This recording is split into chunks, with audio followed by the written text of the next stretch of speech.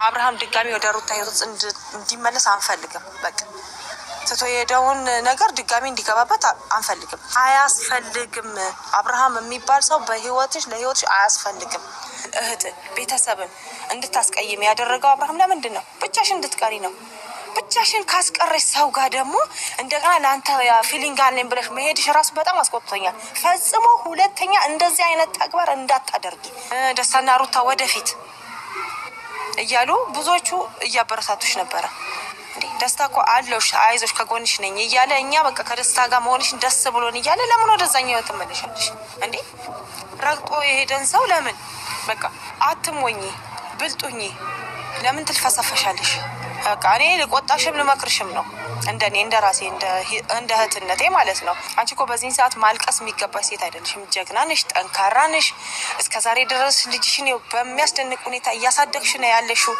ለምንድን ነው የምትልፈሰፈሽው? እና ለአንተ ስትመጣ የምታሳየኝ ነገር ለአንተ የሆነ እንትን እንዲኖረኝ ነው የምፈልገው ምናምን አትበይ። ለምን እንደዛ ትሆኛለሽ? እንደዛ መሆን የለብሽ። ማድረግ የሌለባትን ነገር ነው ያደረገችው ሩታ።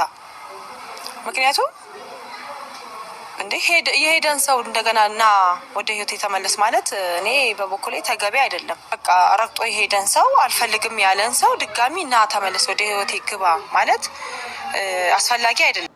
የአብርሃምና የሩታ ትዳር በራሳቸው አይደለም የፈረሰው። በነገራችን ላይ በሀይ ነው። በቃ ሀይ በጓደኞቻቸው እዙሪያቸው ባለ ሰው ነው። ራሳቸው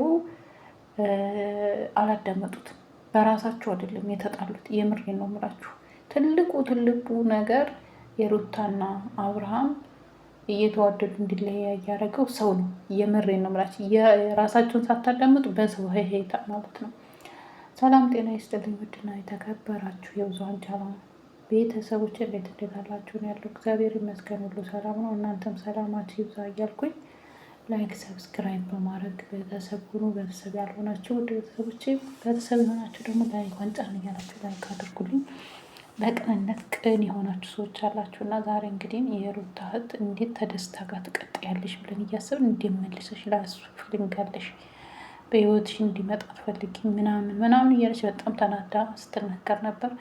አይኖ ሊሆን ይችላል፣ ግን ደግሞ እነዚህ ልጆች አይቀራሉ። መካከላቸው እንትን የማይላችሁ አለ። ግን የአብርሃምና የሩታን ህይወት እንደዚህ ምስቅልቅሉ እንዲወጣ ያደረገው በራሳቸው ጭንቅላት አይደለም። የምሬ ነው። አንድም ቀን ተመርተው አያውቁም ሁለቱም ማለት ነው። ሀይ ሩታ በነገራችን ላይ በራሴ ኮንፊደንስ አለ፣ በራሴ ነው መመራው ትላለች እንጂ ሀ ተብሎ የሆነች ልጅ መጣች፣ ፍቅረኛው ነኝ አለች። ከዛ ተነሳች፣ ልጅ አለው ብለው ዘመዶቿ መጡ፣ የሩታ ወንድሞቼ ናቸው የሚሉ መጡ። ያቺ ፍቅረኛ ነኝ ያለችው እንኳን ነገሩ እየበረደ ነበር። ያ ሲበርድ ደግሞ ነገሩ እንዲቀጣጠል ልጅ አለው አብርሃም ብለው ልጅ እንትን ብላ የሰው ልጅ ይዘው መጥተው አብርሃም ልጅ አለው ተባለ። እመኔኝ አላት። በኋላ ይቆጭሻል እመኒ ቢላት ልታምነው አልቻለችም። እኔን ነው የምታምነው? አንቺ እሱን ነው የምታምነው? ዲኤንኤ ተባለ። ዲኤንኤ ተሰራ። ዲኤንኤው ውሸት ሆነ። ዲኤንኤው ውሸቱ ከሆነ በኋላ ብዙ ለምነዋታል፣ ብዙ ነገር እንትን ብለዋታል። ግን ወንድሞቿ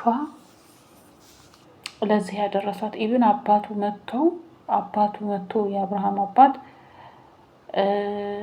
አንቱ እንዲህ አይደለሁም ምናምን እያለ ሮቤል ተብዬው የሩታና የአብርሽን እንትን ማለት አንዳንዴ በራስ መተማመን ማለት በራስ ኮንፊደንስ አለኝ ማለት ለአንዳንድ ሰው ደፍሮ መናገር አለማፈር ሊመስል ይችላል። ኖ የሰውን ነገር አለማዳመጥ ነው። ሰው የሚለንን ነገር አለማዳመጥ፣ በራሳችን በአይናችን ያየነውን ብቻ በአይናችን ያየነውን በጆሯችን የሰማነውን ራሳችን አዳምጥ አድርገን አዳምጠን ራሳችን በምንሰጠው ውሳኔ ነው እንጂ አብርሃም ልጅ ያለው ሲባል ስትወጣች ነገሩ እየገነነ ሄደ። አብርሽም እንደዛው ሌላ ደግሞ ወድሃለሁ የምትል መጣች። በቃ በዛ እያሉ የእነ አብርሃም ትዳር ላይ ያልገባ ሰው አለ ብዬ እነሱም ሁለቱም ገና ልጅ ስለሆኑ ማገናዘብ አልቻሉም። ገባችሁ አይደል? በተለይ ሩታ ሰው ባላት በጣም ትሄዳል። በራሴ ኮንፊደንስ አለ እኔ በራሴ ነው ትላለች። በጣም ነው የምሰማው የሰው ነገር።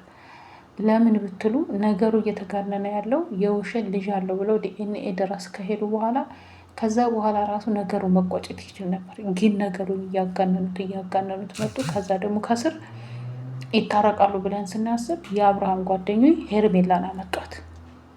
ገባችሁ አይደለ? ሄርሜላን አመጧት። በቃ ነገሩ እየተበላሻሽ ሄደ። ገባችሁ አይደለ? ሄርሜላም አልለቀቀም ማለት ሰው።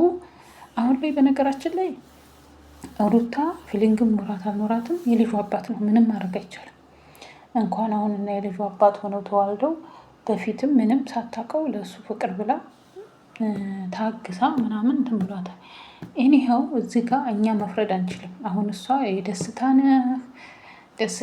ከአሁን በኋላ የደስታ ነሽ፣ ደስታ ጋር ነው የምንኖሪው። ደስታስ ምን እንዳለው ታውቂያለሽ? ዛሬ ላይ እኔ ወዳታለሁ፣ ዛሬ ላይ እንዲህ ስላለሁ ኖ። የሰው ልጅ መጽሐፍ ተገልጾ እንደማያልቅ እንደዛ ነው የሰው ልጅ ማለት ነው። እና ደስታ ምን እንዳለው አታውቂም። እዛ ሴት ሚስት ሊኖረው ይችላል፣ ምን ዋቴቨር አናውቅም። ሆኖ በፈጣሪ ስራ አንገባም። አብርሃም እና ሩታ እህል ውሃ ካላቸው ነገ ይታረቃሉ። እኛ ሳንሆን ፈጣሪ ነው የሚወስንላቸው። ሲቀጥል ደግሞ አሁን ላይ አብርሃም በጣም የከረረበትና በጣም እንዳይቀበላት እያረገ ያለው አብርሃምን እንደዛ ጠጥታ ቪዲዮ አንስታ ቪዲዮን አሳልፋ ለዳኒ ከሰጠች በኋላ ነው ወንድሞቹም እህቶቹም የራቋት። የምሬን ነው የምላችሁ እንጂ የአብርሃም ቤተሰቦች ሙሉ ከሩታ ጎን ነበሩ። ሩታ አልተበደለችም፣ ሩታ ምንም አልደረሰባትም እያልኳት ነው። ተበድላለች። ሰው በሚያስፈልጋት ሰዓት፣ ብዙ ነገር በሚያስፈልጋት ሰዓት አልሆነላትም። 1 ወር እንኳን አልተንከባከባትም።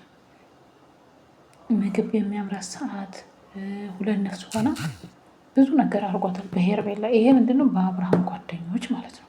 ይሄ በራሳቸው አይምሮ አልተመሩም እላችሁ። አንድ ሰው በራሱ እኔ በራሴ ኮንፊደንስ አለኝ በራሴ እንትን እላለሁ ተማመናለሁ ማለት የምችሉት በሰው አሉባልታ ይዛችሁ ካልተመራችሁ፣ በራሳችሁ ጭንቅላት ብቻ ከተመራችሁ ነው ኮንፊደንስ አለ። አሁን ብዙ ጊዜ አብርሃም የጓደኞቹን ወሬ ይሰማል። እውነቴን ነው የምላችሁ። የሩት ትሰማለች፣ የወንድሞቿ ነገር ነው። አሁን ልጅ ያለው በዚህ ወጡ በዚህ ወርዶ እያሉ ነው ይሄን ነገር ሲያጋንኑት የነበሩት ማለት ነው። ከዛ ሲቀጥል ደግሞ ሩታ አብርሽ ብዙ ጊዜ ለመመለስ ሞክረዋል።